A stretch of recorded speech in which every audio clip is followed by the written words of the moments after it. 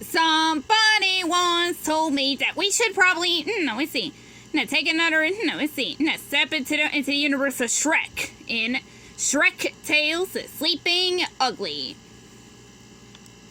You could think of that as a take on Sleeping Beauty.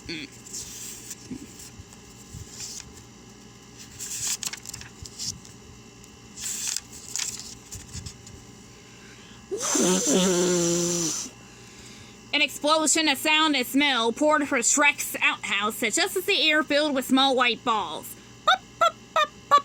They struck the front of Shrek's house. "Oh, now that's just rude," snapped Donkey as Shrek strolled from the outhouse. "Well, excuse me, Donkey," Shrek exclaimed, "but it's my outhouse, and it's my house, and it's my swamp. I'm an ogre, and I'll do as I..." Pop, pop, pop. More white balls sailed by. "What the..." Shrek grabbed his ear and pulled out a breadcrumb. "Hansel and Gretel again," he growled. "See, that's what I'm talking about."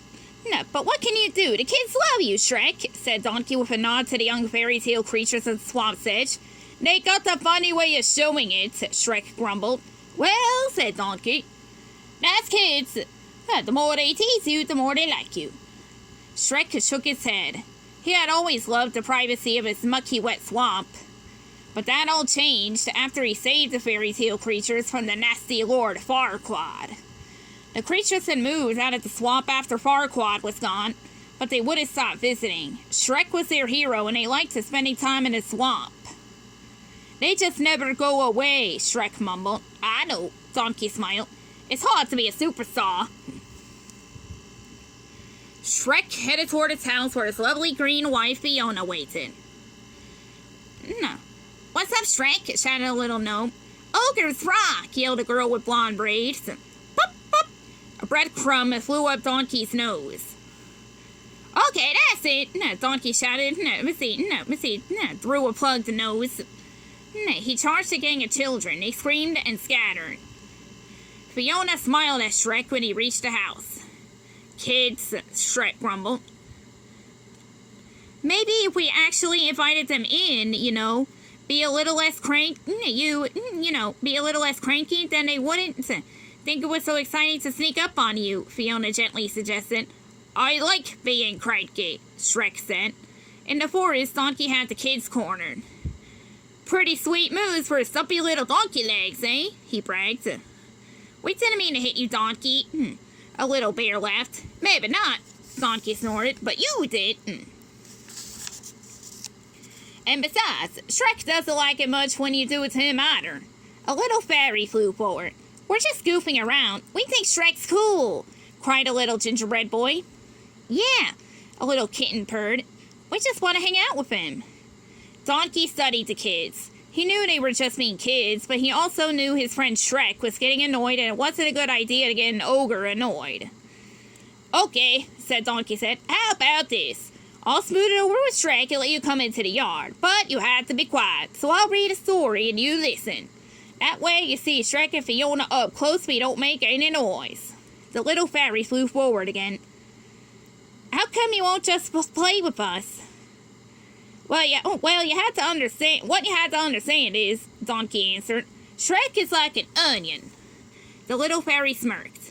"What's that supposed to mean?" Donkey grimaced. He never been sure what Shrek meant by that.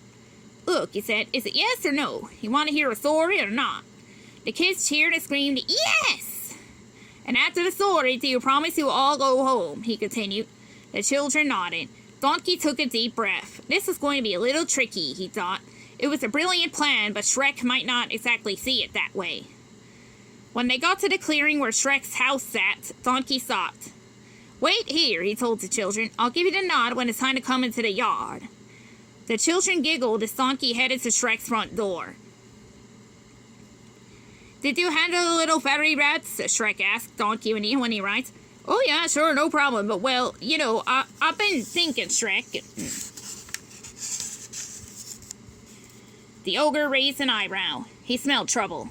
"Well, I was just thinking it might be a good idea to actually invite them in. Then it wouldn't seem like such a challenge to them, "You sound like Fiona," Shrek said as he furrowed his brow. "I'll tell you what I told her. Absolutely not. Once I say yes, they'll never go away. Donkey looked away nervously but kept talking. I'll tell you what I was thinking. A neighborhood story hour. How brilliant is that? It's calm and quiet, and when the story's over, they go home. First of all, Donkey, this is not a neighborhood, it's my swamp. And second of all, what's this? Shrek's eyes were wide with surprise. A crowd of young creatures had appeared behind Donkey. There were Hansel and Gretel, 3 little and a blind baby mice, a gingerbread boy, and 2 tiny fairies. 3 little kittens without mittens, a long-nosed boy, an odd extra small gnome, and 1 baby bear. Well, Donkey stuttered. Like I said earlier, did I mention I already told them about the neighborhood story hour? The children cheered and jumped around Shrek as Shrek bellowed. Donkey! It's cool, Shrek, Donkey said as he ran out to the outhouse. It's all on me. No, I'm the storyteller. All you have to do is hang out and be Shrek-like. Donkey came out of the outhouse carrying the great big book of fairy tales that Shrek had used for toilet paper. You're going to read the fairy tales, Shrek cried. Well, only if I can find one that still has all its pages. Donkey mumbled as he flipped through the book with his hoof. I hate fairy tales, Shrek shouted. The children watched their hero in amazement. No matter what he said or did, they smiled and giggled. The brave little fairy flew forward and spoke nervously. If you don't want to read a story... No, see, the fairy tittered. Then maybe you want to play hide-and-seek with us instead. The children cheered loudly and began jumping up and down and pulling out Shrek's arms. No! Shrek exclaimed in horror. No hide-and-seek! Donkey, do something! Get them off me! Read the story! Sit down! Donkey shouted in a voice that even surprised him. The children fell silent and sat down in an instant. Shrek rubbed his face and groaned.